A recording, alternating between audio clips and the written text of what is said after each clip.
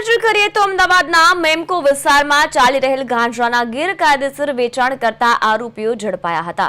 Memco industrial park વિસ્તારમાં મહિલા અને બે પુરુષ ગાંજાનું વેચાણ કરી રહ્યા હતા, જેમને ઝડપી પાડવામાં આવ્યા છે। રાજેશ્વરી ચાંચલી, ભાવેશ પરમાર અને સાહિલ સાળંગની ધરપકડ કરાઈ છે। આરોપીઓ પાસેથી ₹9.15 લાખની કિંમતનો 18 કિલો ગાંજાનો જથ્થો જપ્ત કરાયો છે। પ્રાથમિક તપાસમાં આરોપીએ મહારાષ્ટ્રના નંદુરબારથી ગાંજાનો જથ્થો લાવ્યા હતા તેવું જણાવ્યું છે અને 3 માસથી ગાંજાનો વ્યાપાર કરતા હોવાની કબૂલાત પણ કરી છે। અગાઉ સુરતથી પણ ગાંજો લાવતા હતા અને સરદારનગર, ઓઢવ, નરોડા, બાપુનગર જેવા વિસ્તારોમાં છૂટક ગાંજાનું વેચાણ કરતા હતા।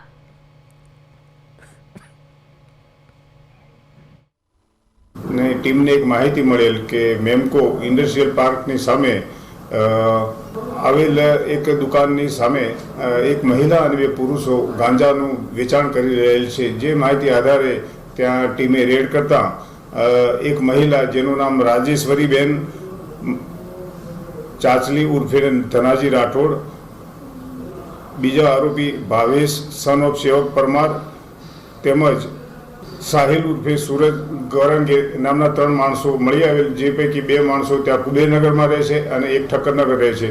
આ લોકોની પાસેથી 18 કિલો 300 ગ્રામ ગાંજો મળી આવેલ, જેની આશરે કિંમત 9 લાખ જેટલી થઈ શકે છે। આ બંનેને પંચનામાની વિગતવાર મુદ્દામાલ કબજે કરી અને ત્રણેયને ધરપકડ કરવામાં આવેલ અને તેઓના વિરોધમાં નાર્કોટિક્સ એક્ટ મુજબ ગુનો દાખલ કરવામાં આવેલ છે।